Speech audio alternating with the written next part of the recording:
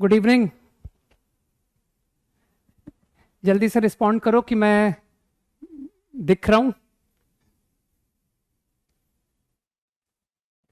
Good evening. जल्दी से बताओ। ठीक है। शर्ट बताओ, शर्ट का कलर बताओ। यस, दिख रहा हूं। शर्ट का कलर क्या है? हम्म। कोई कोई ऐसा तो नहीं सर, कलर तुम पहचान ही नहीं पाते? चलो, ओके, लेट्स स्टार्ट।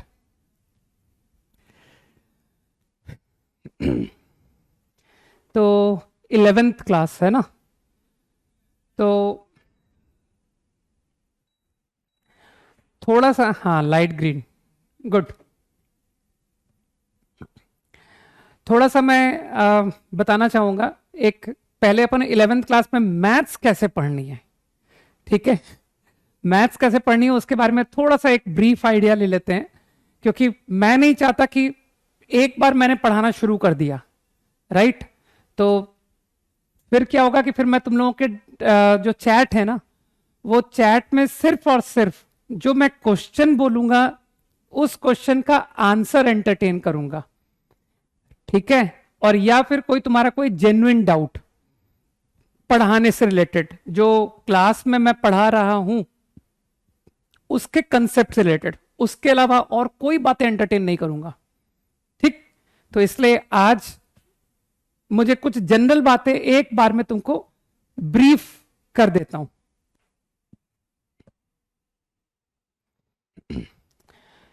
तो सबसे पहला जो इंपॉर्टेंट, एक एक करके मैं पॉइंट्स पर आऊंगा, ठीक? तो सबसे इंपॉर्टेंट जो पॉइंट है वो है अवॉइड यूजिंग चैट। इसको हमको अवॉइड करना है। और इसका क्या एप्लीकेशन है कि सर चैट को हाउ टू यूज एफिशिएंटली, ठीक है? Efficient use, that is should be used for answering to the problems asked.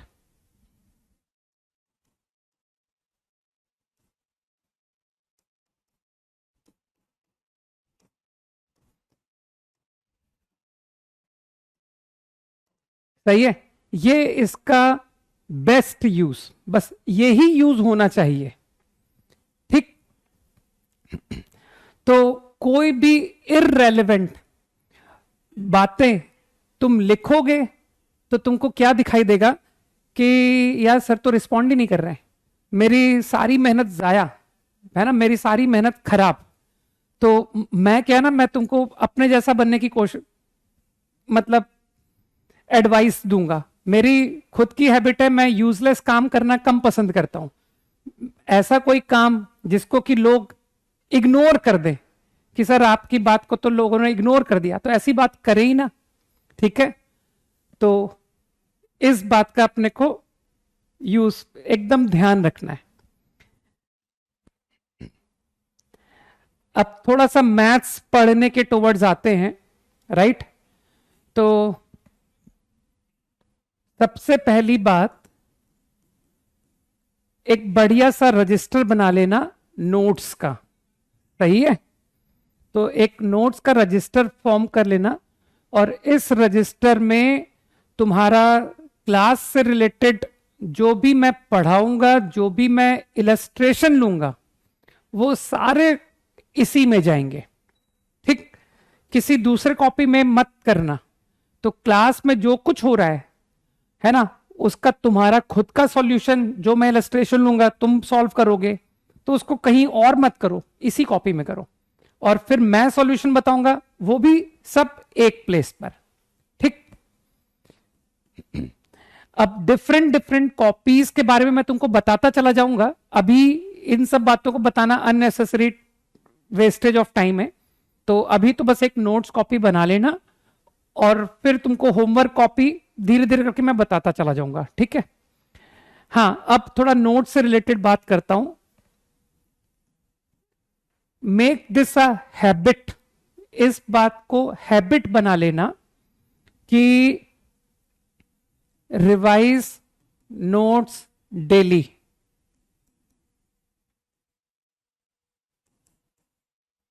जिस दिन क्लास हुआ है उसी दिन रिवाइज करो, ठीक है भाई। एक थिक सा रजिस्टर बना लो यार।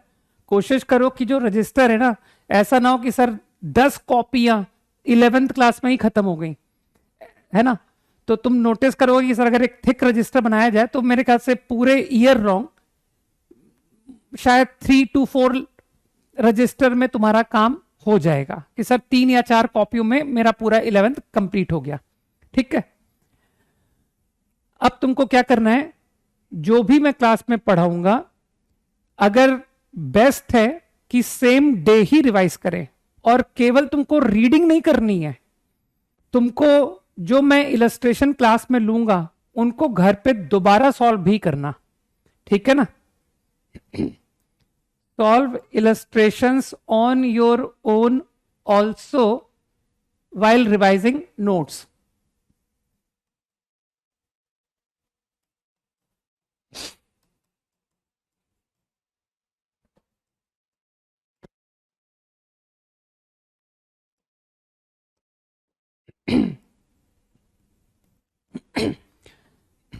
वरना क्या होगा कि जो लोग नोट्स को डेली नहीं देखेंगे, इलस्ट्रेशंस को खुद से सॉल्व नहीं करेंगे, वो मेरे हिसाब से जब होमवर्क होगा ना, होमवर्क, तो देखना वो होमवर्क के हर दूसरे सवाल, और हो सकता है सारे सवाल में अटक जाए कि सर हमसे तो कुछ बन ही नहीं रहा, ठीक है। तो अगर तुम चाहते हो कि होमवर्क तुम्हारा स्मूथली सॉल्व हो, तो उसके लिए ये मस्ट है, ये प्रैक्टिस होना मस्ट है, ठीक। ये बात क्लियर। अब नोट्स की बात खत्म हुई, ठीक।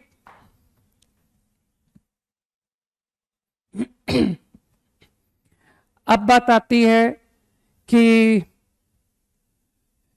क्योंकि देखो होमवर्क एंड ऑल तुमको मिलता जाएगा, तो तुमको जैसे शीट्स है ना, ये जो शीट्स है, जो हमारे शीट्स हैं, तुमको चैप्टर वाइज शीट्स मिलेंगे।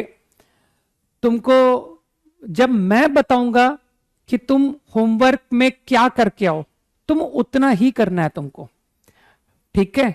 तुमको अपने आप से नहीं करना है कि मैंने होमवर्क बोला नहीं लेकिन तुमने सॉल्व करना शुरू कर दिया, ठीक है। तो वो नहीं करना है। जब मैं बोलूंगा आपको कि एक्सरसाइज 1 के ये प्रॉब्लम्स करके आना है, then you do that, right. अब ये जो शीट्स हैं, मैं इनके बारे में थोड़ी सी तुमको इंपॉर्टेंस बता दूं। ये शीट्स की थोड़ा इंपॉर्टेंस बताना चाहता हूं मैं। तुम्हारे में से कई लोग क्या होता है कि वो बहुत मिसगाइड से हो जाते हैं कि यार क्लास में टीचर ने जो कहा, सबसे पहली बात कि टीचर पर थोड़ा ट्रस्ट करना सीखना है ना। तो टीचर जो होमवर्क है ना उसको फुल्ली करना, क्योंकि ये जो अपने शीट्स हैं, मोस्टली जो भी क्वेश्चंस एग्जाम में आते हैं, मैं नहीं कहूंगा कि वो शीट के सेम क्वेश्चंस होते हैं, लेकिन वो आइडियाज है ना, जो प्रॉब्लम सॉल्व करने में जो आइडियाज यूज हो रहे हैं ना, वो आइडियाज मेनली हमारे शीट में किसी ना किसी प्रॉब्लम में मिलेंगे, ठीक है। तो ये अपने आप में कंप्लीट है, कंप्लीट, राइट। तो शीट सॉल्व करना इज द मस्ट, राइट। और इसके लिए ऑब्वियसली सेपरेट रजिस्टर है ना। Class notes and sheets solution आपके अलग अलग रजिस्टर में होने चाहिए, राइट। अरे ये देखो, एक चीज तुम लोग को वापस दिखाता हूं, है ना। तुम्हारे में से कुछ लोग बहुत एक्टिव हो रहे हैं, आर्या है ना, प्रियांशी, केशव, अभिषेक, है ना। एक कुछ लोग बहुत एक्टिव हो रहे हैं, वो उन्होंने शायद मेरी क्लास का पहला पॉइंट को ही ध्यान नहीं रख पाया कि सर ये पॉइंट नंबर 1 ही मिस हो गया, फंडामेंटल्स ही लूज रह गए, है ना। और जिनके फंडामेंटल्स लूज होंगे यार, उनको आईआईटी, समझ रहे हो बात को, तो थोड़ा फंडामेंटल्स क्लियर करके चलें। राइट तो मेरे ख्याल से शायद तुमने बात मेरी समझी, मैंने क्या कहा, है ना। Okay, now this is good. अब जो प्रॉब्लम सॉल्विंग का जो हमारा जो, मैं क्या है, मैं थोड़ा लेवल्स में काम करता हूं, राइट। मैं तुमको बताता हूं कि मेरा होमवर्क का लेवल क्या होता है। Level 1, I make you solve complete sheets. मैं तुमको सारे शीट्स पहले कंप्लीट करवाता हूं, ठीक। ये लेवल 1 है, राइट।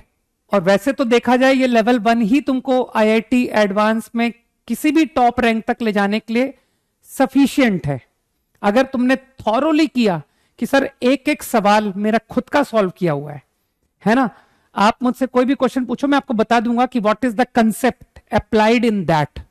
अगर तुम इस तरह के हो, अगर तुमने इस तरह का किया हुआ है, तो आई एम श्योर कि तुम इतने से ही बेस्ट रैंक ले आओगे, है ना। लेकिन हम लोग क्या है ना, सेटिस्फैक्शन के लिए कि सर और सवाल करो और सवाल करो, तो उस सेटिस्फैक्शन के लिए मैं नेक्स्ट लेवल पर जाता हूं और कहता हूं कि चलो किताबें करते हैं, है ना। Let us solve books for revision, ठीक। अब ये जब हम शीट्स करते हैं ना, जो लेवल 1 है, लेवल 1 में अलोंग विथ शीट्स मैं कुछ स्टैंडर्ड किताबें भी आपको कराऊंगा, सम स्टैंडर्ड बुक्स। ये भी तुम्हारी लेवल 1 पे जाएगी। ये स्टैंडर्ड बुक्स कौन सी बुक्स हैं? जिनसे लोग खुद क्वेश्चंस बनाते हैं, जिनसे आईआईटी बहुत क्वेश्चंस को लेता है ना। तो ये जो किताबें हैं, आज क्या मैं थोड़ा इमेज, वरना मैं स्लाइड में इमेज लेकर के आता, लेकिन मैं मिस कर गया इमेज लाना, तो मैं तुमको कुछ किताबें बताता हूं, है ना। तो स्टैंडर्ड बुक्स में तुमको अभी, मतलब जैसे कहते हैं ना बहुत जल्दी, कि सर 1-2 दिन में ही किसकी जरूरत पड़ने वाली है।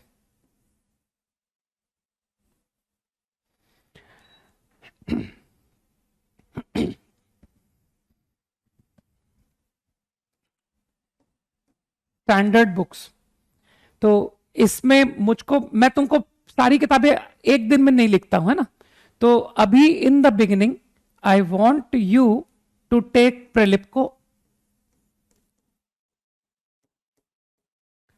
इसकी मुझे बहुत जल्दी जरूरत पड़ने वाली है, ठीक। I also want you to take SL Loney trigonometry.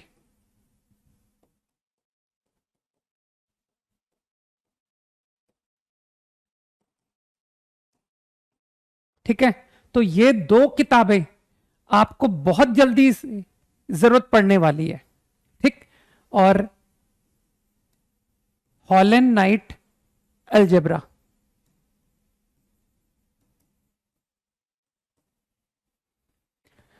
ठीक है।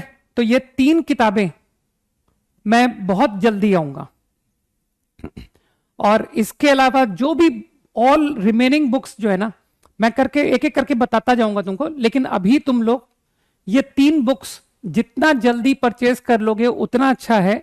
और मैं आपको बता दूं, मैं वेरी सुन, हाँ मॉड्यूल्स, वो शीट मैं दूंगा। ये आपको ग्रुप में, है ना, सॉरी ऐप पर, ये आपको ऐप पर मिलेंगे, शीट्स के पीडीएफ ऐप पर मिलेंगे, जिसमें अभी थोड़ा समय है, अभी आप शीट सॉल्व नहीं कर सकते, ठीक। हाँ, higher algebra, Hall and Knight higher algebra,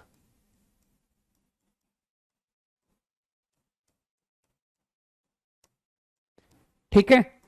तो जल्दी से जल्दी ये 3 किताबें परचेज कर लेना। और एक बात और बताऊं, जिसने इन 3 किताबों के पीडीएफ जाके सर्च किए कि सर मैं गूगल से पीडीएफ निकालूंगा, वो अपने ऑल इंडिया रैंक आईआईटी में 1 डिजिट इंक्रीज कर लेगा, ठीक है। जिसकी 3 डिजिट आनी थी उसकी 4 डिजिट आएगी अगर वो पीडीएफ पढ़ेगा, जिसकी 4 आनी थी वो 5 में चला जाएगा। समझ गए ना? तो अगर तुम अपनी रैंक अच्छी चाहते हो तो आई एम श्योर कि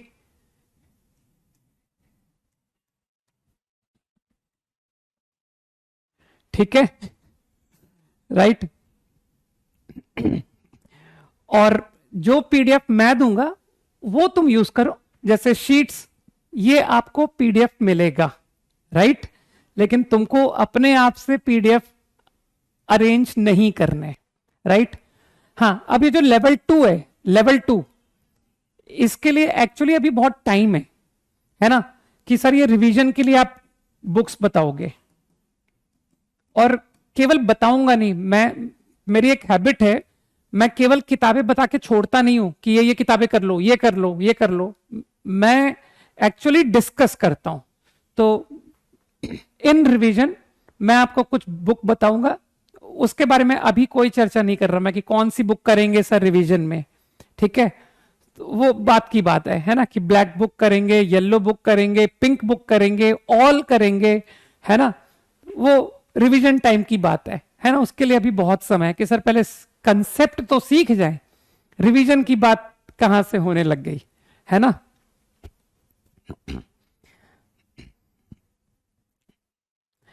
सो आई थिंक होमवर्क का एक आइडिया पता पड़ गया, ठीक। अब हाउ टू सॉल्व प्रॉब्लम्स, इसके बारे में थोड़ा सा ब्रीफ कर दूं कि तुमको, फॉर एग्जाम्पल, मैंने आज होमवर्क दिया 30 क्वेश्चंस, कोई पूछ रहा है कि सर एनसीईआरटी, तो एनसीईआरटी जो है ना, मुझे इतना कॉन्फिडेंस है कि जब हम अपना यहां का बताया हुआ सब कर लेंगे तो तुम एनसीईआरटी में जाना, ठीक है, कॉन्फिडेंस के लिए उसका सबसे टफेस्ट एक्सरसाइज पे जाना कि सर मिसलिनियस, और चलो उसके 4-5 क्वेश्चन करके देखते हैं, तो तुमको अपने आप जब बन जाएंगे तो you will get the confidence, है ना। तो मैथ्स में 11th क्लास में मुझे लगता है कि हमारे कंटेंट जो होमवर्क मैं दूंगा उतना बहुत है, ठीक।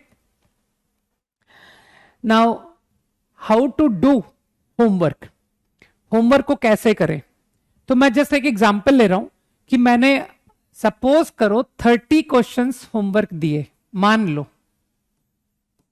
30 प्रॉब्लम्स इन होमवर्क, सही है। अब 30 प्रॉब्लम्स में क्या होगा कि जब तुम होमवर्क अटेम्प्ट कर रहे हो, राइट, तो जो लोग चैट में वेरी एक्टिव हैं, दे विल बी, क्या होता है, कंजर्वेशन प्रिंसिपल एक होता है कि सर कहीं पर अगर हमारी एनर्जी ज्यादा लगती है तो वो कहीं ना कहीं से बैलेंस होती है, राइट।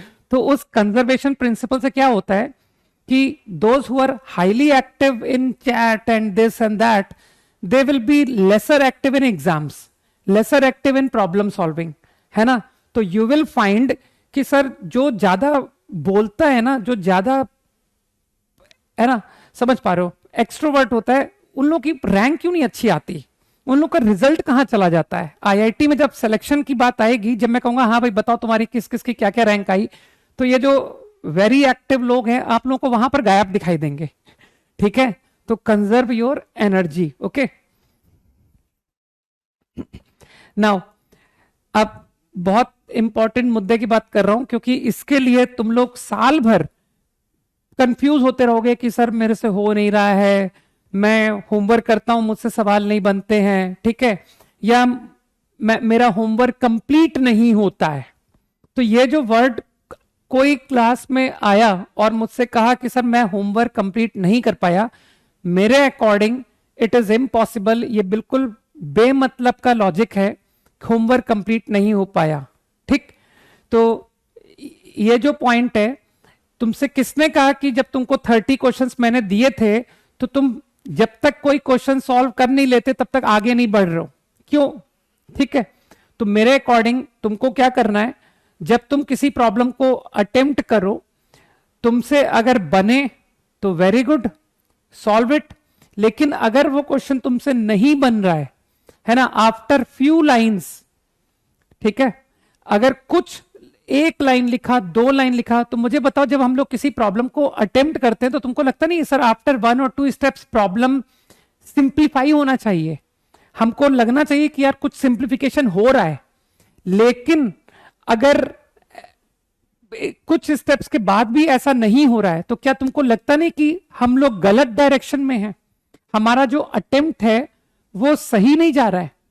तो क्या मैं उस प्रोसेस को कंटिन्यू करता रहूं? तुमको लगता नहीं उस प्रोसेस को मुझे छोड़ देना चाहिए कि यार कुछ और सोचने की जरूरत है? तो लीव दैट सॉल्यूशन, उस प्रॉब्लम को दोबारा से रीथिंक करो, राइट, रीथिंक करो। अगर तुमको कुछ थॉट आया कि मुझे कुछ ऑल्टरनेट आइडिया आ रहा है, देन यू डू दैट, है ना। लेकिन अगर कोई ऑल्टरनेट आइडिया नहीं आ रहा है तो लीव दैट प्रॉब्लम, राइट। तो मेरा ऐसा मानना है कि जो सवाल तुमसे नहीं बनता है ना, कि सर ये क्वेश्चन मेरे से नहीं बना, क्वेश्चन नंबर 2 होमवर्क का मुझसे नहीं बना, तो मैं हायर साइड बात कर रहा हूं, 5 minutes is sufficient to decide कि सवाल तुमसे बन रहा है कि नहीं बन रहा है, ठीक। Then leave that problem, move to next, third पर जाओ, फोर्थ पर जाओ, ऐसे बढ़ते जाओ। तो ऐसे जो 30 क्वेश्चंस हैं, यू अटेम्प्ट, तुमसे ये नहीं कहा है कि ये पूरे 30 के 30 सॉल्व हो जाए, यू अटेम्प्ट देम, अटेम्प्ट, और अटेम्प्ट होने पर कुछ बन जाएंगे और कुछ रह जाएंगे, ठीक है। तो जितने क्वेश्चंस बन गए that is good. Now reattempt the problems left.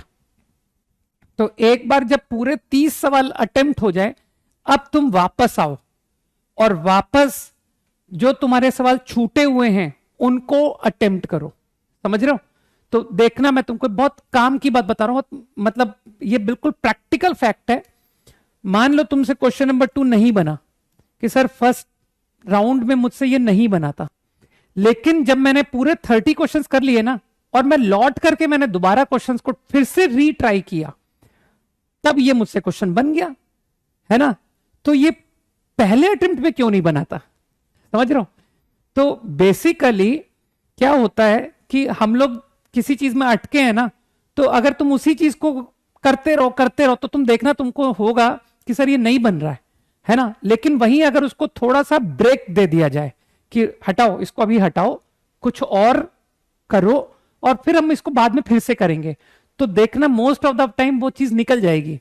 और उसके निकलने का कारण, एक कारण तो ये होगा कि जब हम किसी गलती को, कोई एक होता ना एक रॉन्ग आइडिया पर रिपीटेड करते रहें, लगातार करते रहें, तो वो रॉन्ग आइडिया बार बार दिमाग में घूमता है।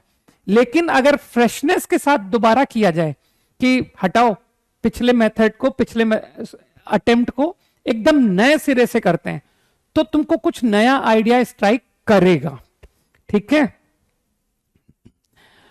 और भी क्या होगा कि जो तुम 30 क्वेश्चंस करोगे ना, उन 30 क्वेश्चंस को करने से हम लोग कुछ सीखेंगे।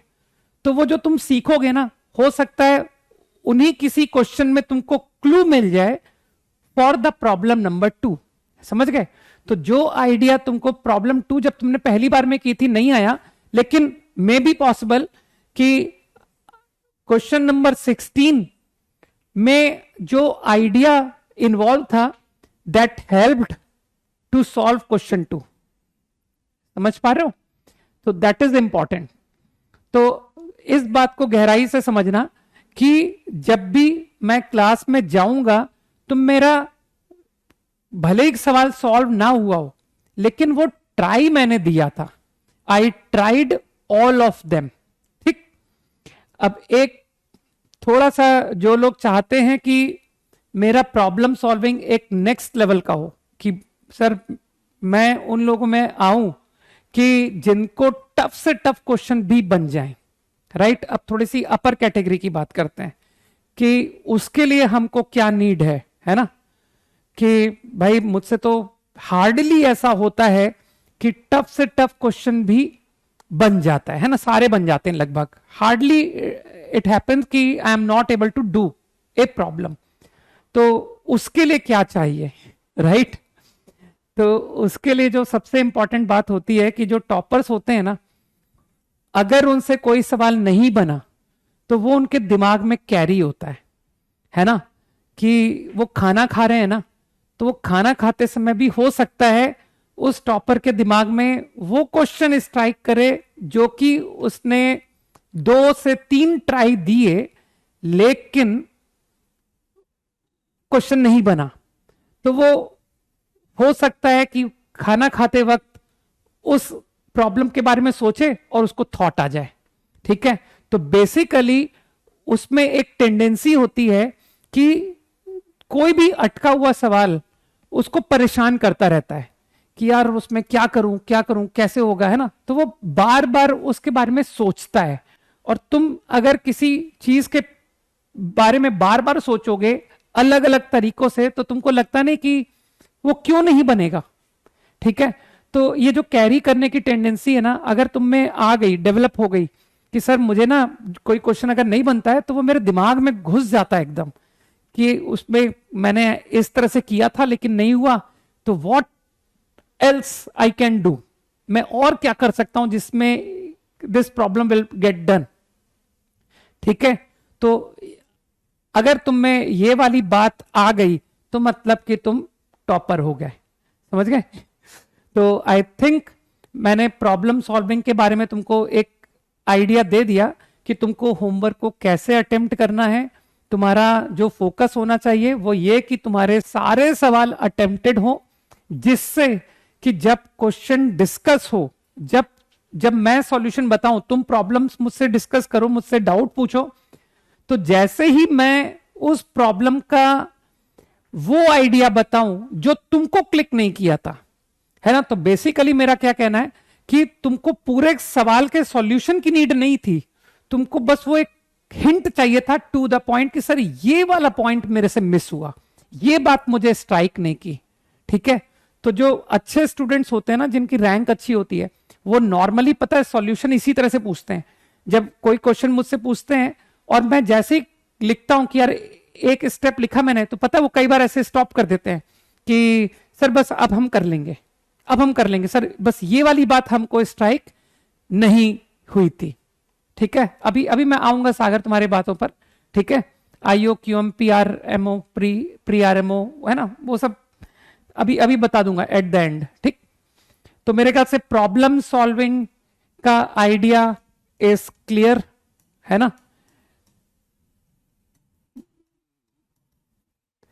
ये मैथ्स का सबसे चैलेंजिंग पार्ट यही होता है ना। तो जिसने सवालों को सॉल्व करना सीख लिया कि कैसे सवालों को हमें अप्रोच कैसे करना होता है, तो उसका मतलब सिलेक्शन एक तरह से हो गया। ठीक है ना, तो उसको डायरेक्शन, जिसको सही डायरेक्शन पता पड़ गया कि how do we solve problems, है ना, तो एक तरह से उसका 50% काम तो यूं ही हो गया, राइट। शीट्स मैंने बताया ना कि वो ऐप पर दी जाएंगी, अभी अभी मैंने कोई शीट ड्रॉप नहीं की है, तुमको बता दी जाएगी क्लास में, है ना, कि और जब भी उससे होमवर्क आएगा। तो अभी अभी बिगिनिंग में एक्चुअली मैं प्रिलिप्को से दूंगा, और वो भी 1 या 2 क्लास के बाद, है ना। तो I think this idea is clear, right. तो मैंने क्या क्या बातें तुमको बता दी, मुझे खुद को सोचने दो। मैंने तुमको प्रॉब्लम सॉल्विंग का आइडिया दे दिया, है ना, और मैंने तुमको नोट्स रिवाइज करने का आइडिया दे दिया। ठीक है, और सोचने दो मुझे क्या इंपॉर्टेंट बात मैं बताऊं। आई थिंक इतना बहुत है ना। ठीक है, इतना बहुत है, चलो।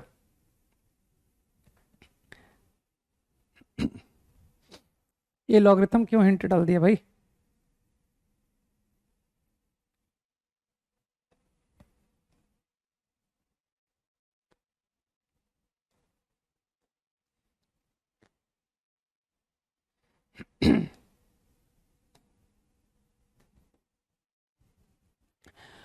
तो तुम लोगों ने 10th क्लास तो अच्छे से पढ़ी हुई है ना, कि सर बहुत स्ट्रांग है हमारा 10th, राइट। तो कुछ छोटे छोटे बेसिक पॉइंट्स बता देता हूं।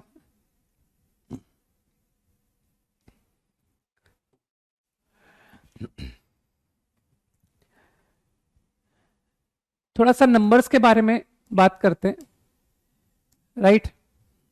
कुछ एलिमेंट्री बातें, तो इन सब पर मैं बिल्कुल समय बर्बाद नहीं करना चाहूंगा, राइट? ये सब बातें बहुत फास्ट तुम समझोगे कि sir natural numbers you all know, counting numbers you also know, whole numbers,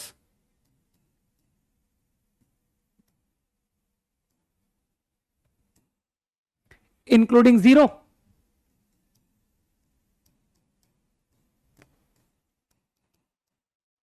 whole numbers, integers,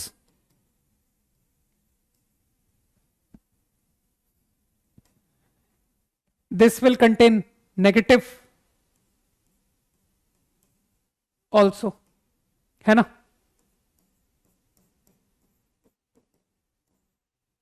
integers, rational number, quickly फटाफट, है ना? ये सब बातें तो फोर्थ फिफ्थ से पढ़ते आ रहे हो।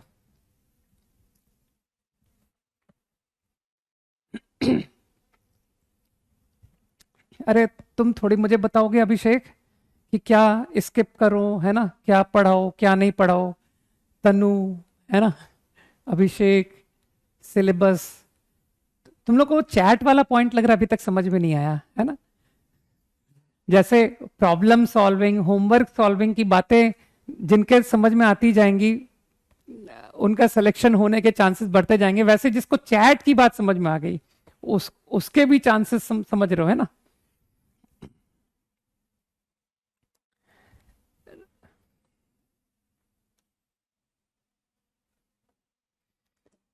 रैशनल तो हर कोई जानता है, numbers that can be written in the form p by q, where pq integer, I think this symbol is what belong to, है ना? इसको belong to रीड करते हैं, and I have used for integer, set of integers. धीरे धीरे करके तुम लोग नोटेशन से फैमिलियर हो जाओगे, right? And also Q is not zero. हर कोई जानता है कि सर डिनोमिनेटर में कभी भी जीरो लिखना अलाउड नहीं होता है। नोट्स तो आपको क्लास के साथ में बनाने हैं, ठीक है भावेश? किसी को रिकॉर्डिंग की जरूरत ना पड़े देखने की, फाइन। क्लास के साथ में मैं इनफ टाइम दूंगा तुमको नोट्स कंप्लीट करने का। तो एक बात को ध्यान में रख के चलो कि ये जो क्लास है this is not an online class, this is actually A offline class. ये तुमको बहुत ही जल्दी फीलिंग आ जाएगी, ठीक? कि ये साथ के साथ नोट्स बनाने का टाइम मिलेगा। और क्लास के बाद रिवाइज क्या करोगे? Don't see the recording, see your notes only, ठीक है? जो भी रिवीजन होना है वो अपने नोट्स से होना है। और कुछ कम समझ में आए तो उस पर ब्रेन स्टॉर्मिंग करो, ना कि इस रिकॉर्डिंग जाके फिर से सुन ली, है ना? तो जितना ज्यादा तुम रिकॉर्डिंग देखोगे उतना तुम टीचर डिपेंडेंट बनोगे। और तुम समझ ही रहो कि अगर हम सेल्फ डिपेंडेंट नहीं बने तो आईआईटी कैसे सोच पाएंगे, है ना? कैपिटल जेड भी यूज करते हैं लोग, सेट ऑफ इंटीजर के लिए कैपिटल जेड भी यूज करते हैं, ठीक है ना? तो वो नोटेशंस तुमको धीरे धीरे क्लिक करेगी, है ना? वैसे नॉर्मली लोग, आईआईटी नॉर्मली बता देता है कि z represent set of integers, है ना? लेकिन अगर नहीं बताए तो we read it to be set of integers only, fine. Syllabus हम लोग आईआईटी का सिलेबस कवर करेंगे, डोंट वरी, राइट? और आईआईटी का सिलेबस और तुम्हारे बोर्ड एग्जाम का syllabus is exactly same, there is no difference, fine.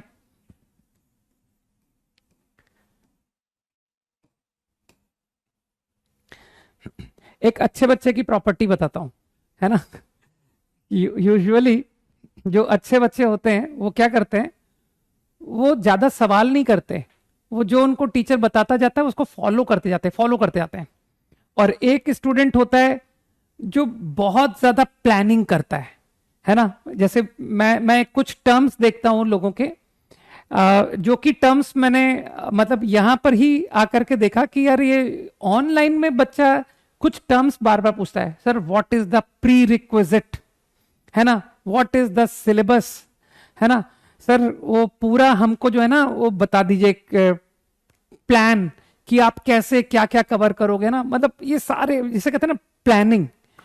तो जो जितना ज्यादा प्लानिंग करता है ना वो, मुझे लगता है कि यार आज जब हम जेई की तैयारी शुरू कर रहे हैं, आज से लेकर 2 साल की प्लानिंग ये प्रैक्टिकल लगती है क्या, है ना। मुझे खुद को याद ना रहे कि मैंने क्या क्या प्लानिंग की थी, है ना। तो हालांकि मैं प्लानिंग कर भी दूं और वो सब बता भी दूं, लेकिन मैं इतना डायनामिक रहता हूं कि मेरे मन में कुछ आता है कि यार ये बेटर किया जा सकता है, तो मैं वो प्लानिंग को डिस्टर्ब भी कर देता हूं कि चलो इसको थोड़ा सा शिफ्ट कर देते हैं, थोड़ा सा इस प्लान में चेंज ला देते हैं, ठीक है। Okay, so irrational numbers which are not rational, right? तो रैशनल नंबर में मेरे ख्याल से तुम लोग जानते हो कि सर रैशनल नंबर को 2 टाइप में बताया गया है ना, ये सब बहुत छोटी क्लास में सीख रखा है, टर्मिनेटिंग एंड या फिर नॉन टर्मिनेटिंग बट रिपीटिंग।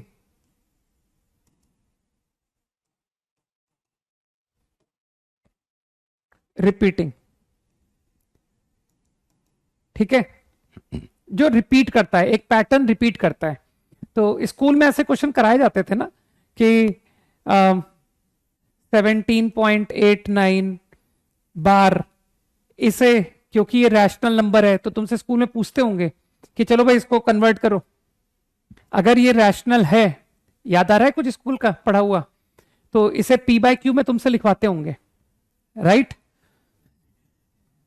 तो आई थिंक करो, कन्वर्ट करो, तुमको तो आता है यार कि पी बाय क्यू में लिखना, हाँ आता है, राइट। तो कुछ लोगों को याद आ रहा है कि लेट एक्स, तो I think you understand 0.89 89 89 and so on. तो यू अंडरस्टैंड कि sir why not do 100x, है ना। इफ आई मल्टीप्लाई 100 तो it become 1789.8989 and so on. बस अब रास्ता दिख गया कि सर अब तो हो गया, अब आप एक काम कीजिए, सब्ट्रैक्ट कर दीजिए 99x। तो यार अब कैलकुलेशन पार्ट तुम्हारा है ना। तो you can see 0.8989 get cancelled, 89 और 17 का डिफरेंस कितना होता है रे, 72, 1772। So got the answer in P by Q form। Calculation सही है ना मेरी, 99x इक्वल टू, अरे इन दोनों का डिफरेंस सही लिखा है कि नहीं, है ना, 1772, बस ठीक है, परफेक्ट। उसको तुम रिड्यूस कर देना कि सर रिड्यूस फॉर्म में लिखेंगे, दैट इज, है ना, समझ पा रहे हो, पॉइंट क्लियर। लोएस्ट फॉर्म है ना, rational number in lowest form, you can easily write, good, quickly, 10 seconds। मैं तो जस्ट स्कूल का तुम्हारा पढ़ा हुआ थॉट एक बार वापस चेक कर रहा था कि तुम लोगों ने स्कूल में क्या पढ़ा है, ठीक है। तो आई नाउ थिंक कि what are irrational, you understand कि sir not rational, real number which is not rational, है ना। तो तुम समझ रहे हो कि sir they are of the form non terminating and non-repeating, non-repeating, easy। हाँ ठीक है, वो 11 से डिवाइड करके देख लो तुम्हारा क्या आंसर आया, है ना। तो जिसने इसको रिड्यूस फॉर्म में लिखा है दैट इज गुड, मैं तो बस इतना ही छोड़ रहा हूं आंसर, है ना।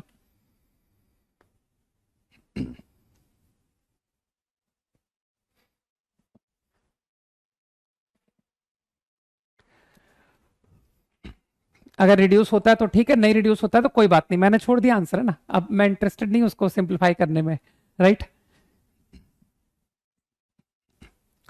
किसने का याद नहीं आ रहा है? याद कराने को कौन कह रहा है? ये तो लोगों को रिफ्रेश हो गया। याद करने की जरूरत थोड़ी होती है। कर तो दिया सॉल्व, सॉल्व करके समझ में आ ही गया कि कैसे हुआ। तो चलो इस बहाने non terminating non repeating numbers को पी बाय क्यू में वापस लिखना, वापस से रिफ्रेश हो गया आइडिया, है ना? Okay, real numbers.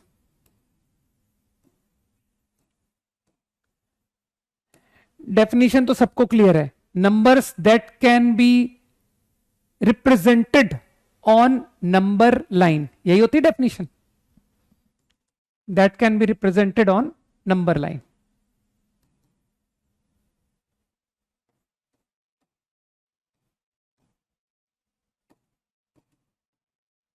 Like this is a number line and you understand कि सर कोई सा भी नंबर दीजिए, नंबर लाइन में रिप्रेजेंट हो सकता है ना, कि ये 0 है।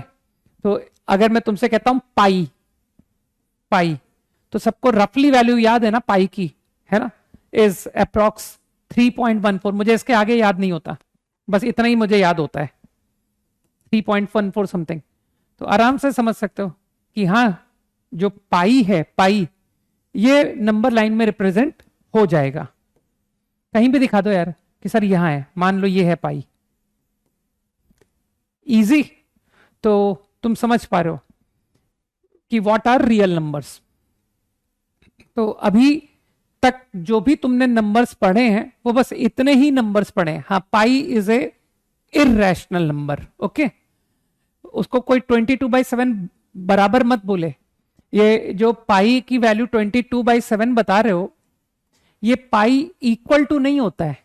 This is not equal to, this is approx value, okay.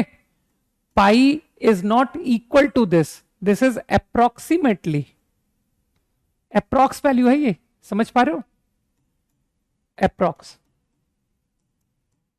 तो इस बात को ध्यान में रखना, पाई 22/7 के बराबर नहीं होता है, ओके। ओके, नाउ एक बहुत रफ आइडिया दे रहा हूं, बहुत रफ, है ना? अभी हम लोग उसके बारे में ज्यादा बात नहीं करना चाहेंगे। इमेजिनरी नंबर्स, अभी 10th तक हमने सिर्फ रियल नंबर्स तक पढ़ा है, ठीक? तो this also you will read now.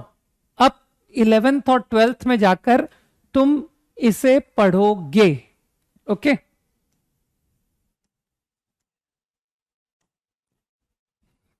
Numbers which are not real are imaginary,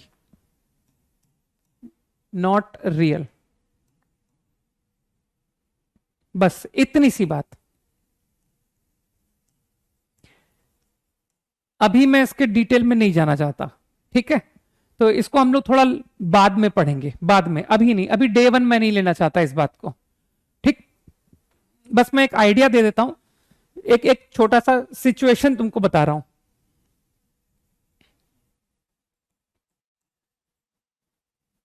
तुमने तुमने ये सिचुएशन देखी होगी, सही है?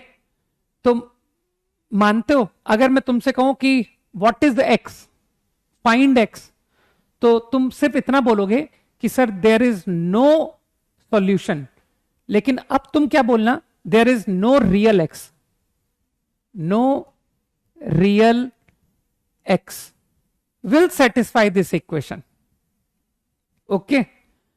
तो अभी मैं इमेजिनरी नंबर्स नहीं सीखा हूं, तो basically after knowing imaginary numbers, जब मैं तुमको इमेजिनरी नंबर्स डिफाइन कर दूंगा, then you will be able to solve equations like this also। ये भी तुम सॉल्व कर लोगे, ठीक है? After defining imaginary numbers, not now. तो मैंने जस्ट एक तुमको एक आइडिया दिया है कि इमेजिनरी नंबर्स का तुमको यूज कब नजर आएगा। एक छोटा सा एग्जाम्पल दिया है बस, और कुछ भी नहीं, ठीक? अब चलो थोड़ा सा आगे बढ़ते हैं। छोटी छोटी टर्म्स हैं, positive numbers.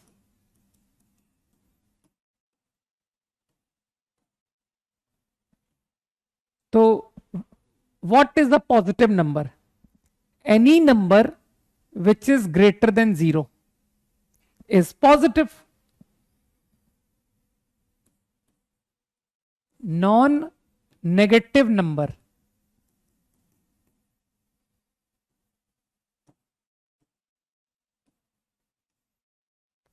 what is a non negative number? Non negative कोई अगर कॉमन सेंस से कहेगा तो ही विल से कि sir not negative, number should not be negative, मतलब it has to be greater और इक्वल, ये मतलब है।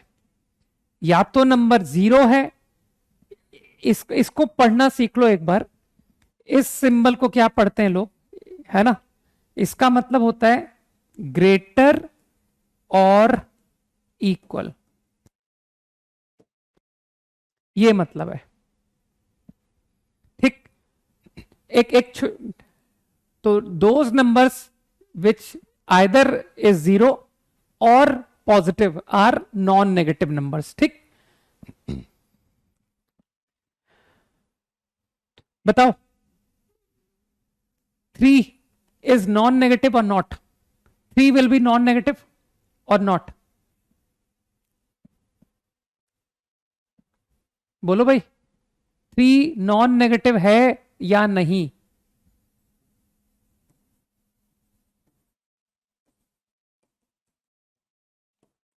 True false? Statement is true या statement is false?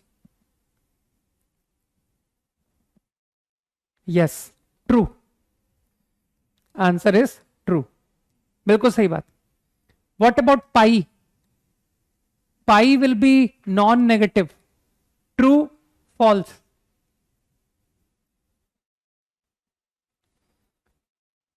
Pi is non negative, also true. ठीक है ना, तो मेरे ख्याल से बात समझ पा रहे हो। This also is true. And what about 0? 0 को क्या कहें? 0 is non negative, true false? मेरे ख्याल से समझ गए कि सर ये भी ट्रू है ना। Every number which is either 0 और greater than 0 is non negative. चलो, बात ठीक।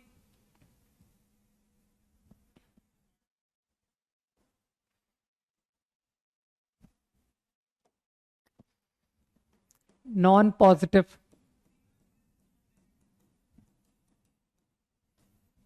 Negative, numbers which are not positive are non-positive. तो x either less or equal to, simple. Similarly, negative numbers less than 0. ठीक,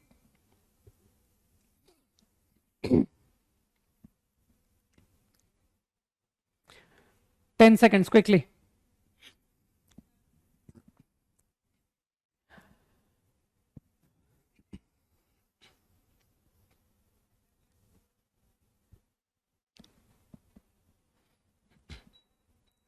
Done.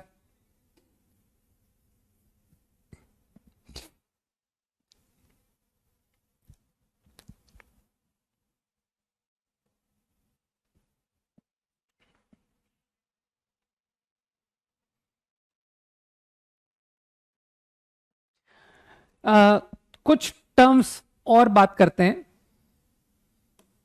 Prime number हर कोई जानता है ना। Numbers which are divisible by itself, right.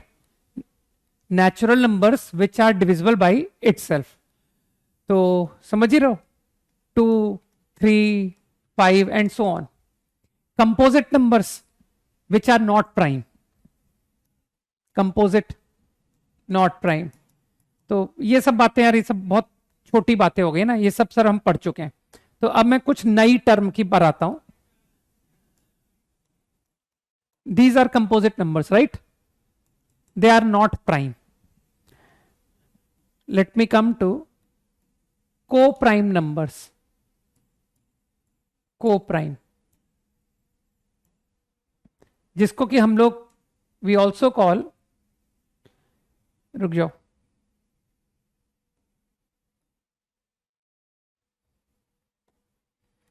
relatively prime also.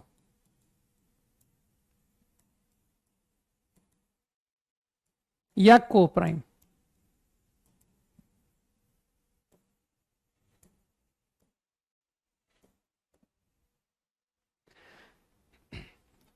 तो मैं quickly meaning बता देता हूं. Two numbers are co-prime. Two natural numbers, obviously.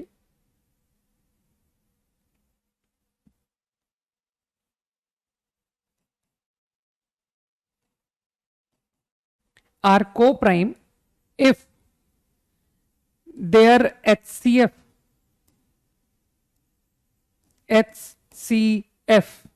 is 1. सही है.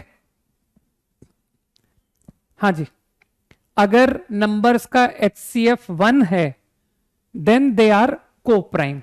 हाँ, 2 से ज्यादा भी हो सकते हैं. ठीक है, मैंने 2 नंबर को-प्राइम की बात की है. 2 numbers, highest common factor. Okay, तो बहुत इजीली समझ रहे हो. For example 36, 25. What about these two? So don't you think कि they are co-prime? Easy. देख सकते हो तुम, प्राइम फैक्टर्स लिख के देख सकते हो कि their common factor, highest common factor is 1 only. Fine. So they are co-prime. Relatively prime या को प्राइम एक ही बात है.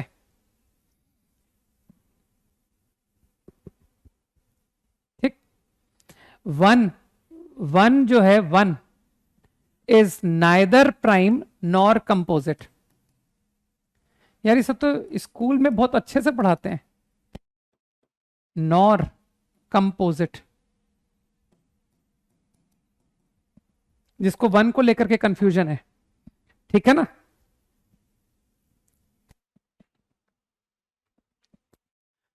Correct. So this definition is clear to all, right? Now एक छोटा सा डेफिनेशन और बताता हूं. 10 seconds क्विकली. हाँ, 17, 12 वो भी को प्राइम है.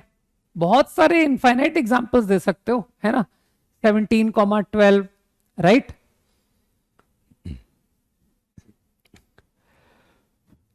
Done.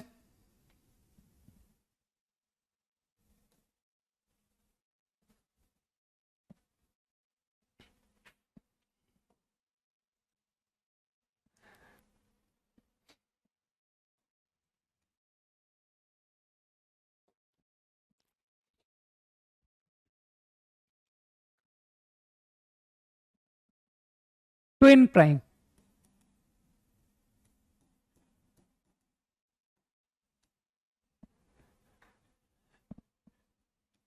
To prime numbers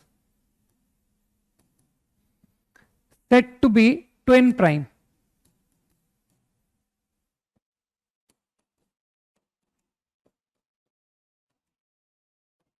if their difference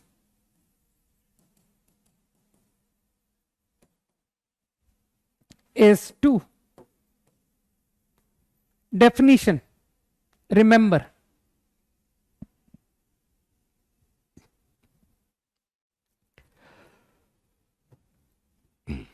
2,4 का एग्जाम्पल मत देना. ठीक है ना. 3 and 5 का एग्जाम्पल दे देना. प्राइम नंबर्स, 2 प्राइम नंबर जिनका डिफरेंस 2 है, सही है, that is twin prime. 17 and 19 twin prime, easy.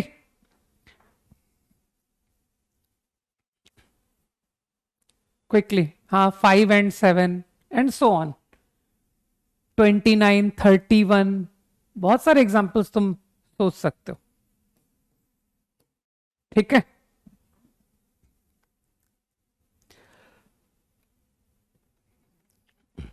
Done. चलो थोड़ा सा कुछ नया नोटेशन बता देता हूं जिससे हमको आगे बहुत मदद मिलेगी। हाँ 11, 13 ऑल्सो है ना।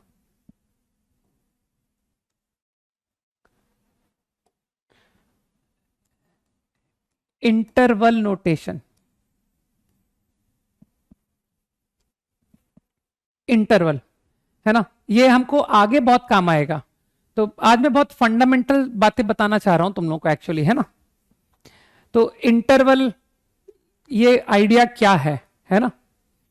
तो बेसिकली क्लोज्ड इंटरवल, अभी डेफिनेशन में सब बताऊंगा तुमको।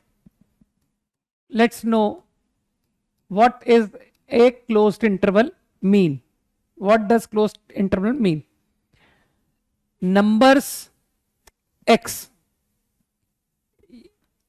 इफ सेट, चलो इधर लिखता हूं, इफ सेटिस्फाई, एक एग्जाम्पल ले रहा हूं मैं, इसका मतलब समझो जरा, क्या मतलब हुआ। क्या तुमको इससे मतलब समझ में आया कि सर x जो है वो set of all real numbers from 2 to 3, 2 से लेकर 3 तक के सारे रियल नंबर्स हैं, है ना। तुमको तो नंबर लाइन का ज्ञान है ना, कि इन नंबर लाइन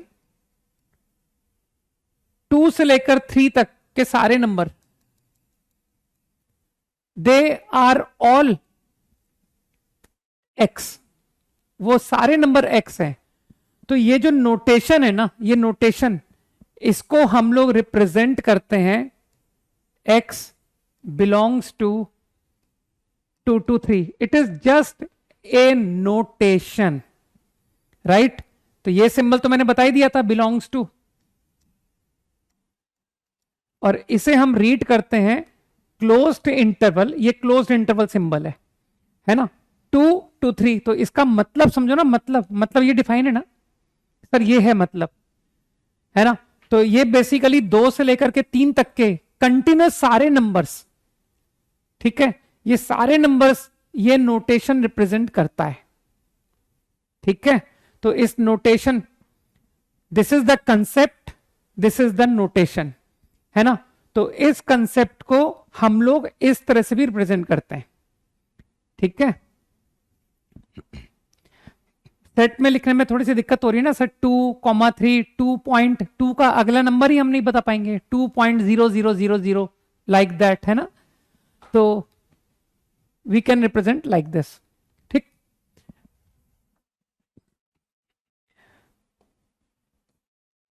तो मतलब समझ में आ रहा है कि स्टार्टिंग फ्रॉम 2 एंडिंग एट 3 तक के सारे number x will take all values from 2 to 3, closed interval। ठीक, ये तो समझ ही गया ना, इसका तो मतलब समझ ही रहो कि x can take 2, x can take 2.1, x can take 2.77, ये सारे वैल्यू इसमें इंक्लूडेड है, और यही सारे वैल्यू इस नोटेशन में भी इंक्लूडेड है ना। तो इस नोटेशन को हम लोग क्लोज्ड इंटरवल नोटेशन बोलते हैं। Okay, now coming to open interval.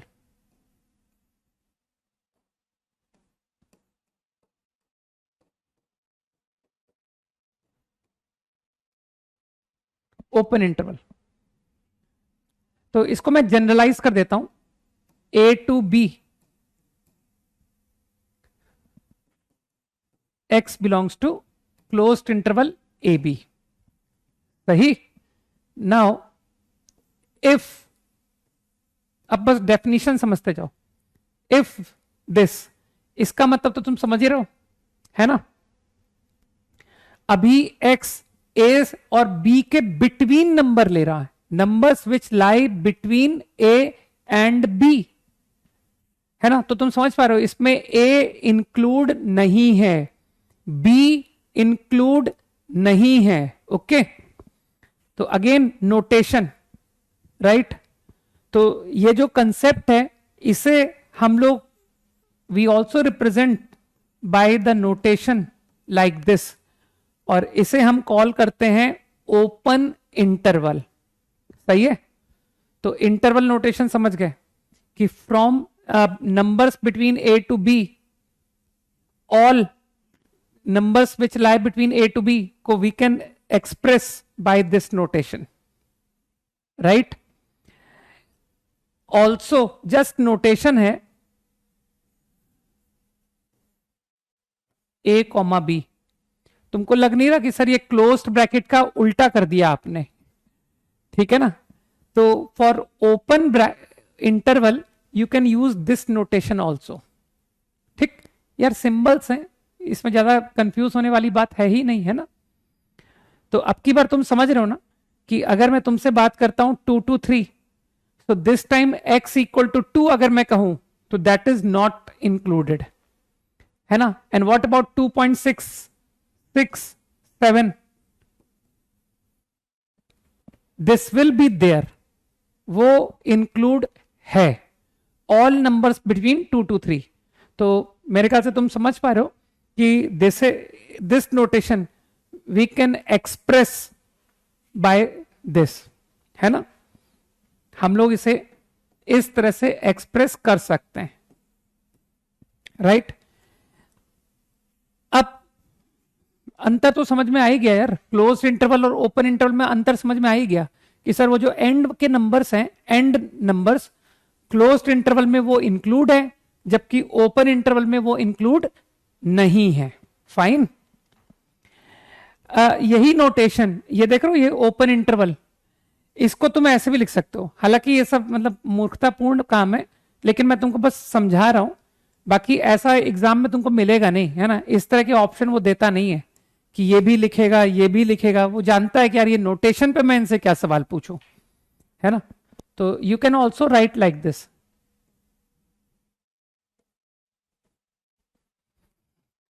ये भी एक ही मतलब है, सही है ना। ये भी ओपन का सिंबल है, ये भी ओपन का सिंबल है, ठीक।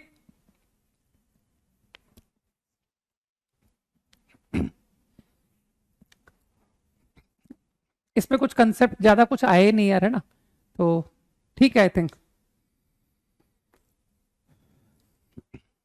तो ओपन ब्रैकेट और क्लोज ब्रैकेट में कंफ्यूजन नहीं आ रहा है ना। अरे वो बंद है, ये खुला हुआ है, ठीक है ना। ओके,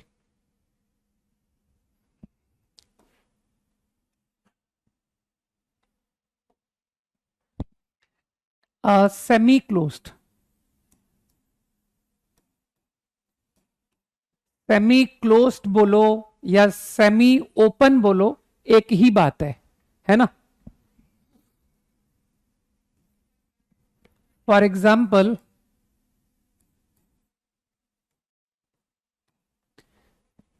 दिस, तो अब तुम समझ रहे हो कि -3 तो इंक्लूड है, 5 इंक्लूड नहीं है ना। तो तुम समझ गए कि 5 तो ओपन ब्रैकेट से दिखाएंगे और -3 क्लोज्ड से। इजी,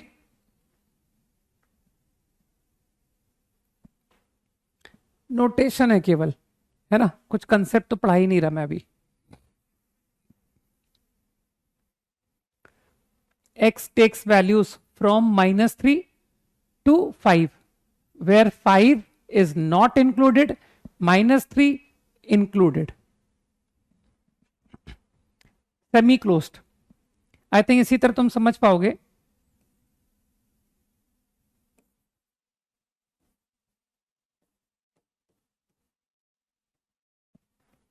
दिस एग्जाम्पल तो भी तुम समझ गए कि सर ये भी सेमी क्लोज्ड है, this also is semi closed या सेमी ओपन.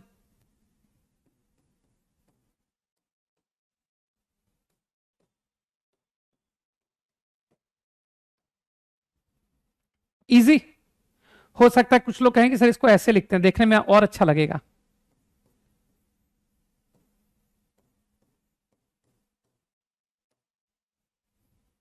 है ना. तो I think you are able to understand notations. खाली नोटेशंस ही तो सीख रहे हैं यार, है ना.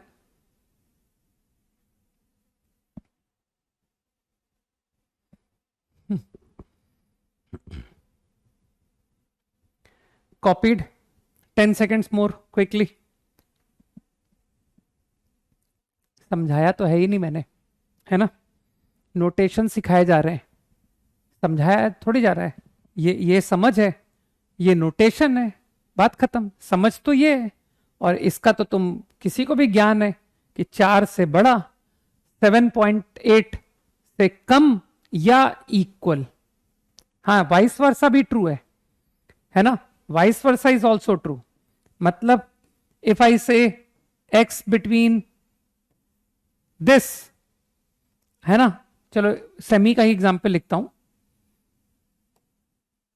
इफ आई से दिस, तो तुमको पता होना चाहिए कि सर ये नोटेशन का मतलब है x bit from 4 and less than 8, है ना. तो तुमको दोनों तरीके से बात समझनी इंपॉर्टेंट है, राइट.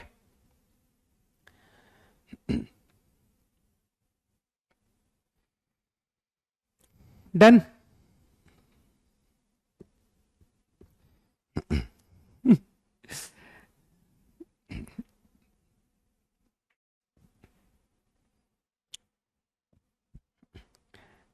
कॉपीड.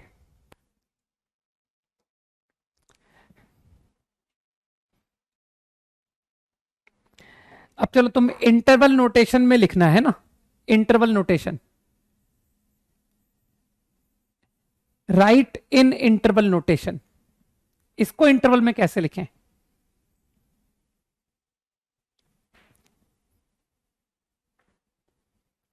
बताओ. How to write in interval notation.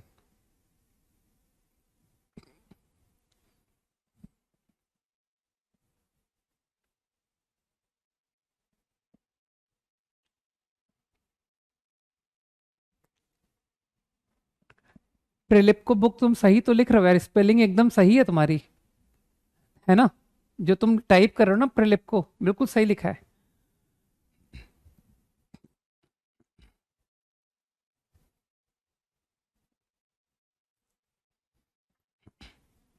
इसकी स्लाइड अभी दिखा नहीं पाऊंगा यार, होता तो मैं दिखा देता, है ना. कांट राइट नहीं भाई, कैसी बात कर रहे हो. तुमको लगता नहीं ये x ग्रेटर देन 4, तो इसकी लोअर लिमिट तो मैंने बता दी कि लोअर लिमिट इज 4, लेकिन तुमको लगता नहीं सर ये आप इसकी अपर लिमिट बता ही नहीं रहो. तो नंबर लाइन पर तुमको लगता नहीं ये 4 है. नंबर लाइन पर फील कर पा रहे हो कि सर ये सारे नंबर्स, पूरी नंबर लाइन 4 के राइट में. तो बताओ कहां तक तुम जाओगे, अपर लिमिट कहां तक जाओगे. तो मैं कहूंगा जहां तक हम इमेजिन ना कर सके, वेरी लार्ज पॉजिटिव नंबर, है ना. तो इसे हम इंटरवल में we can put like this, 4 to infinity. Positive very large, जितना बड़ा नंबर तुम सोच सकते हो ना उससे भी बड़ा, ठीक है. तो this number can never be attend. हमेशा हमेशा तुम देखोगे कि सर इंफिनिटी हमेशा ओपन ब्रैकेट से लिखा जाता है, कभी भी तुमको इंफिनिटी क्लोज ब्रैकेट में नहीं दिखेगा, बिकॉज इट इज अनअटेनेबल. ये कभी अटेन नहीं हो सकता. समझ पा रहे हो, इंफिनिटी इज नथिंग, है ना. कि सर कैसे हम उस नंबर को बता पाए. तो हमेशा टेंडिंग कि very large positive number. Fine, तो इजीली फॉलो कर रहे हो. If I ask now tell this in interval notation, इसको इंटरवल में क्या लिखें.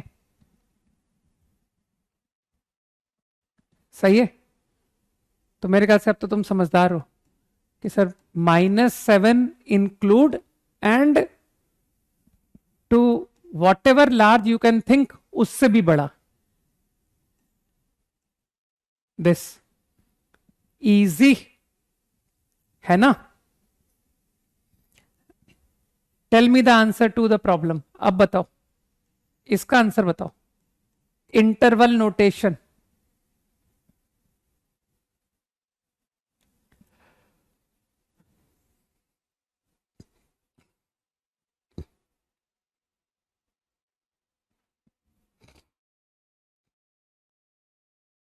इसका आंसर लिखो।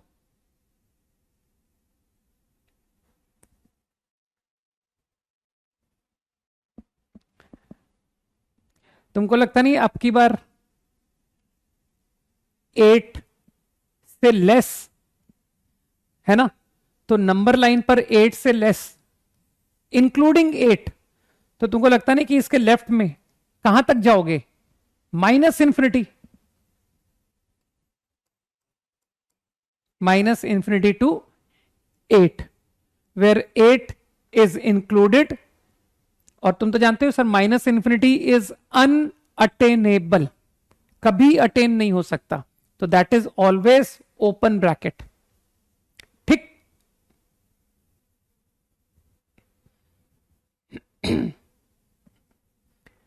क्विकली,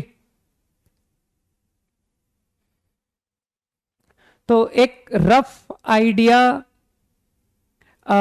इंटरवल का क्लियर है ना, कि इंटरवल नोटेशन कुछ समझ में आए कि इंटरवल क्या है। इंटरवल तुमको कंटिन्यूसली सारे नंबर एक साथ रिप्रेजेंट करने का वे है, ठीक है।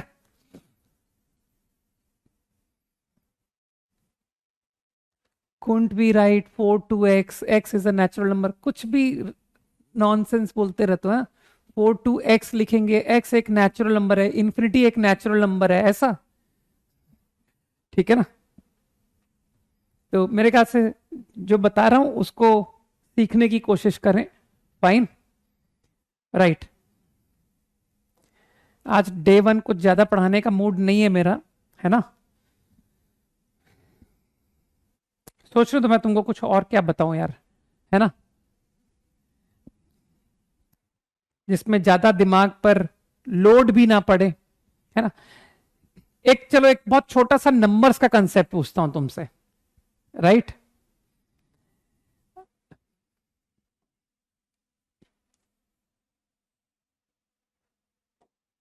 ऐसी छोटी छोटी बातें, आज आज ऐसा, आज एक तरह से कह सकते हो कि हम लोग कोई आज टॉपिक नहीं पढ़ रहे हैं, आज बस जस्ट जनरल, और कुछ नया लगभग नहीं पढ़ा। एक तरह से नए के नाम पर अगर मैं कहूं तो कह सकते हो कि सर आपने सिर्फ इंटरवल नोटेशन सिखाया है नया, बाकी सब तो आप वही बता रहे थे जो हम 10th तक पढ़ करके आए हैं, सही है।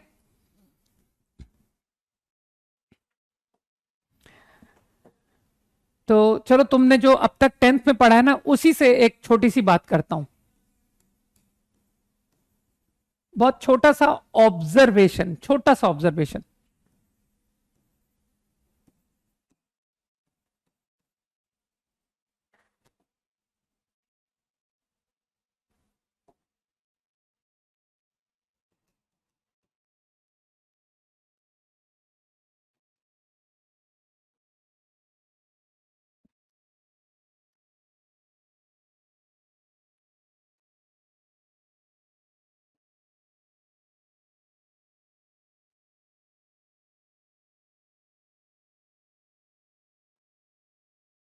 बाय 3, बेटर करता हूं, थोड़ा इंप्रूव करता हूं।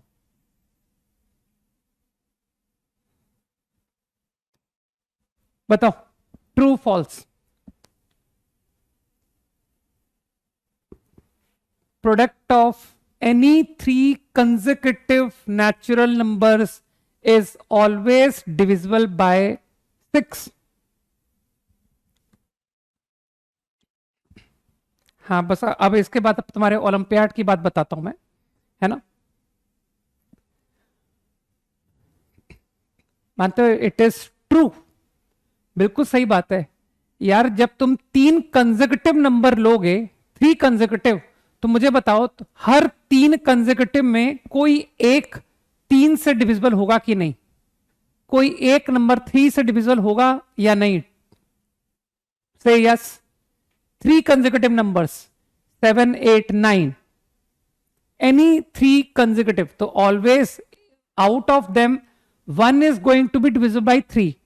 अब मुझे बताओ, जब 3 कंसेक्यूटिव हैं तो उसमें क्या 2 कंसेक्यूटिव नंबर नहीं दिखेंगे आपको? और जब भी मैं 2 कंसेक्यूटिव लूंगा तो कोई एक तो डिविजिबल बाई 2 होगा ना। 2 कंसेक्यूटिव नंबर, कोई लिख रहा है एग्जाम्पल 6, 12, 18, ठीक है ना, उसको 6, 12, 18 पढ़ाया गया कि वो कंसेक्यूटिव होते हैं, ठीक है ना। तो थोड़ा सा यार 4th, 5th क्लास की जरूरत पड़ गई अब तो, कि कंसेक्यूटिव नंबर क्या होते हैं। नहीं, 6, 12 एंड 18 आर कंसेक्यूटिव। ठीक है ना, तो थोड़ा ध्यान से पढ़े अपन।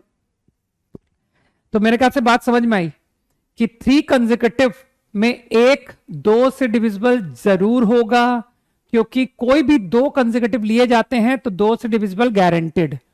तो 1 number divisible by 2 sure, 1 number divisible by 3 sure, तो मानते हो डिविजिबल बाई 6 इज गारंटेड। बुद्धि लगाओ।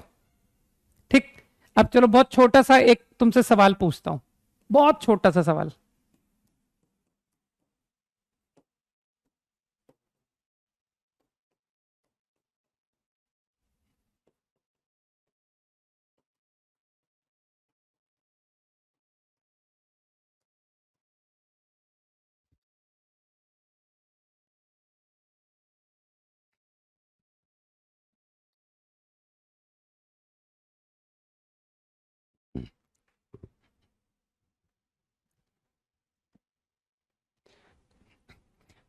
मानते हो सर तो खत्म हो गया, इसमें क्या करें? ये तो बहुत आसानी से निपट गया, कि इसमें तो कुछ दम है ही नहीं। I can observe n³ minus n to be n into n² -1।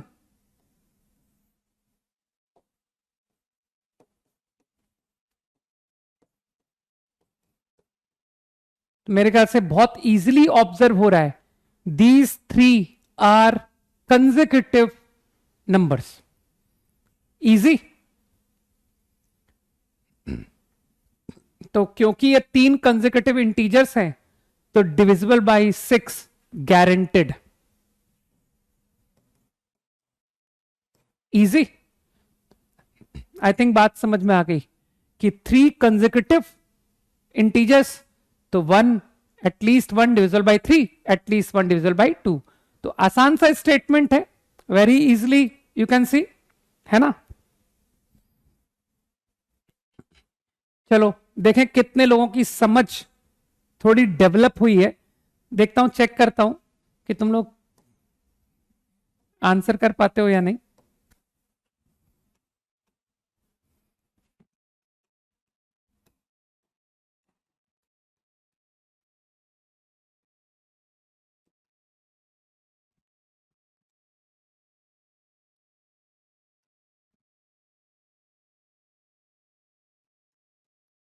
Prove that, PT, prove that, है ना। अरे मैं शॉर्ट में लिख रहा हूं यार।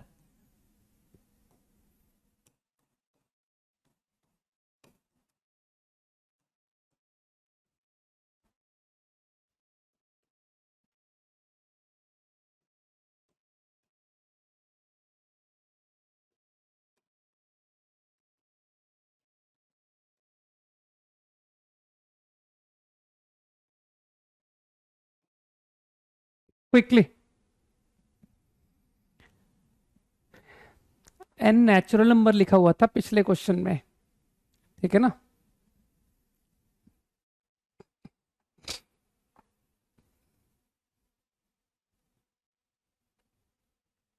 यहां भी मैंने नेचुरल लिखा हुआ है, n is even natural. PT मतलब प्रूव दैट, देखो ना फुल फॉर्म लिख दिया अब तो।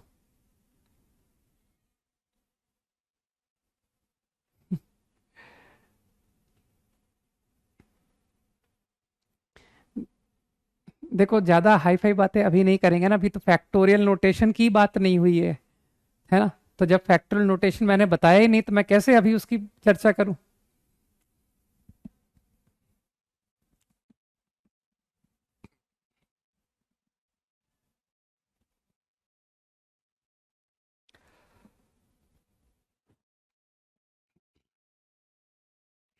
ये सब बेसिक स्कूल मैथमेटिक्स है ना, बेसिक नंबर्स का आइडिया लेके हो गया ना।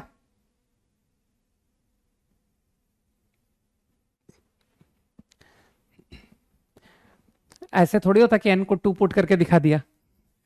सारे एन के सारे इवन वैल्यू, थोड़ा सा कंसंट्रेट अगर करोगे तो डू यू बिलीव कि के इज इंटीजर? क्या मैं सारे इवन इंटीजर्स को इस तरह से रिप्रेजेंट कर सकता हूं? इमेजिन करो इस बात को, वेयर के टेक्स ऑल इंटीजर वैल्यू। तो 2k इवन हुआ कि नहीं हुआ? 2k इज इवन और नॉट, है ना। 2 into 1 2 into 2, तो इतनी तो समझ तो हम समझ गए कि सर n को 2k देन और k इंटीजर है तो n will be even. Now your expression become 8k cube plus 40k। अब क्योंकि मेरा इंटरेस्ट 48 में है, 48, तो मैंने बुद्धि लगा के बोला कि चलो इसको 48 बना लेते हैं, 48k। तो तुम समझ रहे हो -8k। तो कुछ नजर आया लोगों को कि सर ये तो हो गया क्वेश्चन खत्म, है ना।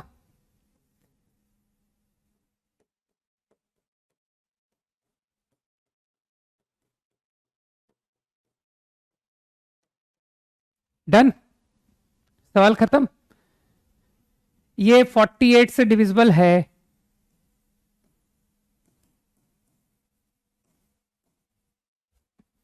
48 इंटू इंटीजर लिखा हुआ है, और इसी तरह से ये डिविजिबल बाय 6 है। ठीक। अरे इंटीजर में अगर तुम नेचुरल नंबर लिखना चाहते हो, है ना, तो तुम के को पॉजिटिव इंटीजर बोल दो यार, क्यों कंफ्यूज हो। ठीक, चलो के को नेचुरल नंबर लिख दो। कि सर आपने सवाल में एन नेचुरल बोला है, तो ठीक है यहां पर के को नेचुरल लिख दो, अभी कंफ्यूजन खत्म, है ना। क्वेश्चन में इवन नेचुरल लिखा था मैंने, तो इसी बात को पकड़ रहे हो ना। तो ठीक है, 2k, k is some natural number. Okay, तो आई थिंक मेरे ख्याल से बात समझ में आ गई कि सर ये फिर से 6 से डिवाइड हो गया, डिविजिबल बाय 6, तो 6 into 8 आया ना सर। तो I am sure this whole quantity, ये पूरी quantity divisible by 48।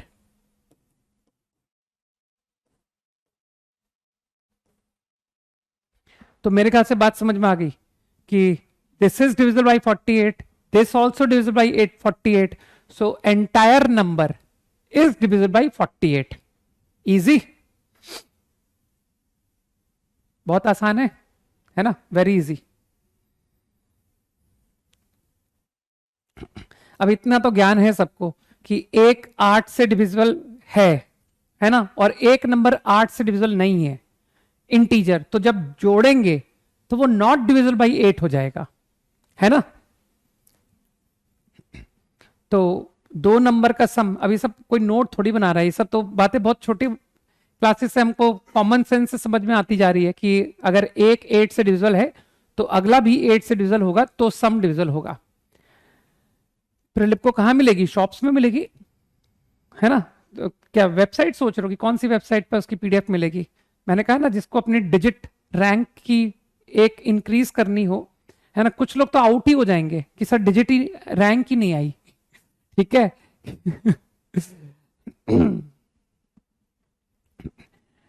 I think easy right. 40k को देख लो ना, मैंने क्या किया था, 48 - 8। ओके, चलो देखे तुम्हारा अंडरस्टैंडिंग कितना अच्छा है। तुम एक और अच्छा सवाल कर सकते हो या नहीं, लेट मी चेक, है ना। कि सर आपने एक छोटा सा कंसेप्ट बताया और बस मैं एक्सप्लोर कर रहा हूं कि उस कंसेप्ट को लोग कितना समझ पा रहे हैं। अच्छा, एक एक बच्चे का जवाब दे दूं, ये बहुत देर से ओलंपियाड के बारे में पूछ रहा है। देखो, जो ओलंपियाड की तैयारी करने की बात कर रहा है, सबसे पहले मैं पूछना चाहता हूं कि उसको आईआईटी जाना है क्या? ओलंपियाड की प्रिपरेशन करने की जो बात कर रहा है, उसका एम क्या है? He wants to go to a IIT और डू समथिंग एल्स, कि सर मुझे गणित में नाम कमाना है, हाँ, मुझको गणित ही करनी है ना?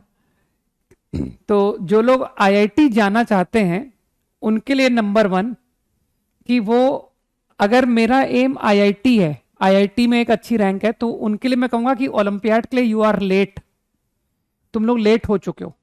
ओलंपियाड की जिसको तैयारी करनी होती है मैथ्स की, वो 10th क्लास तक करता है, ठीक है ना?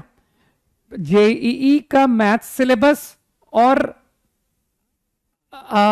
मैथ्स ओलंपियाड का सिलेबस मैच नहीं करता है, ठीक है ना? तो इसलिए अननेसेसरी अब कंफ्यूज होकर के तैयारी ना करें, तो डिसाइड करो टू गो फॉर आईआईटी और to do something in maths only. सही है यार, वो n2 का ही नहीं समझ रहे हो तुम। Even number 2 into integer is even, है ना? डबल। कौन सा क्वेश्चन किया था लास्ट?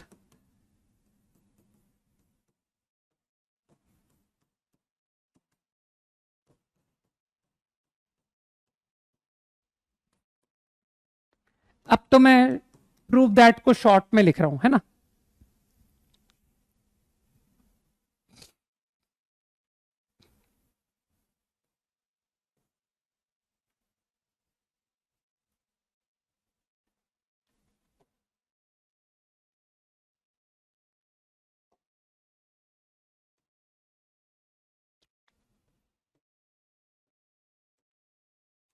क्या कर रहा हूं यार?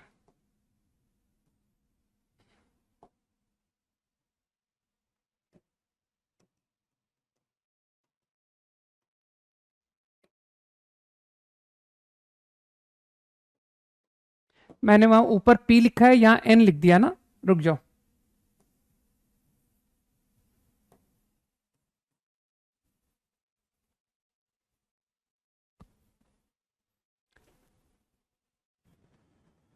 बोर्ड तो सबसेट है, तुम तो जो मैं पढ़ाता जाऊं बस उतना करते जाओ, बोर्ड अपने आप ही निकल जाएगा, है ना? आखिरी डेज में कॉन्फिडेंस के लिए हम लोग एनसीईआरटी के मिसलिनियस एक्सरसाइज करके देख लेंगे एंड तुमसे बन जाएंगे वो, तो तुमको पता पड़ जाएगा कि हाँ बोर्ड की तैयारी हो गई,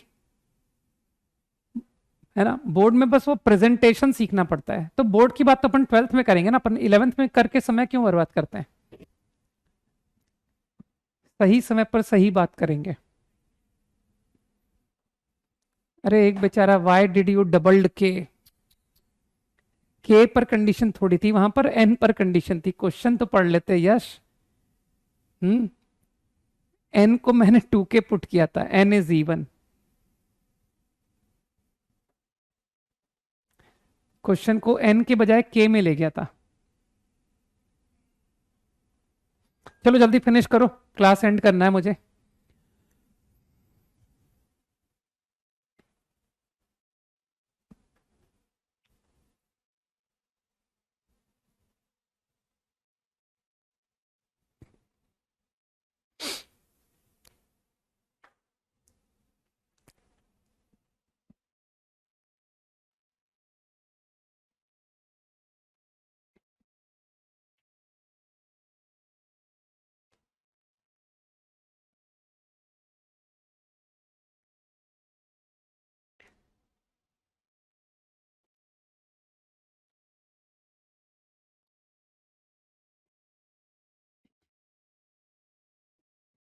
तो मेरे ख्याल से एक लाइन में दिखना चाहिए था, इसमें कुछ एफर्ट नहीं थे।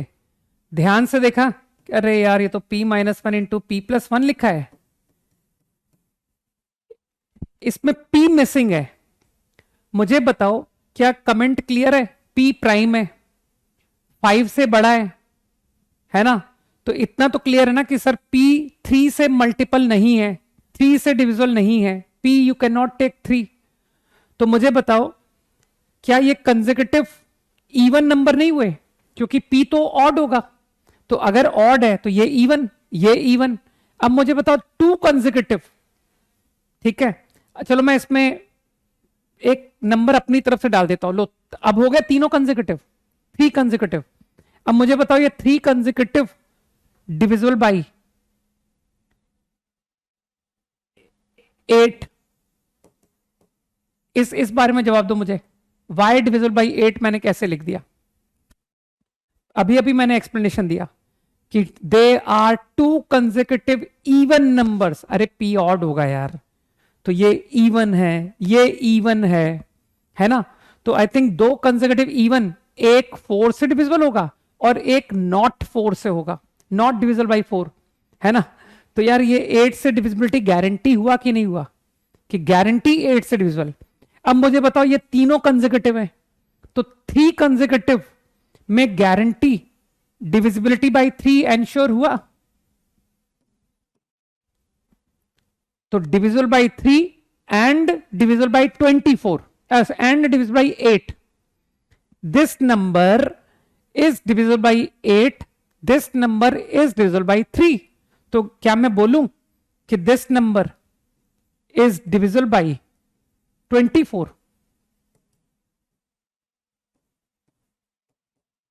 सही है, लेकिन मानते हो कि ये number p into P square minus 1 है, लेकिन थोड़ी बुद्धि लगाओ कि सर ये p तो प्राइम है, विच इज नॉट 3.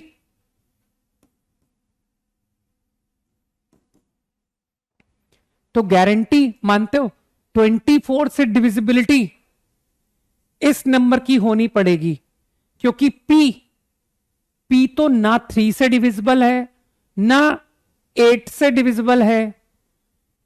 बुद्धि लगाओ, p is a prime which is not 3 नहीं है, ऑड प्राइम लेकिन 3 से बड़ा.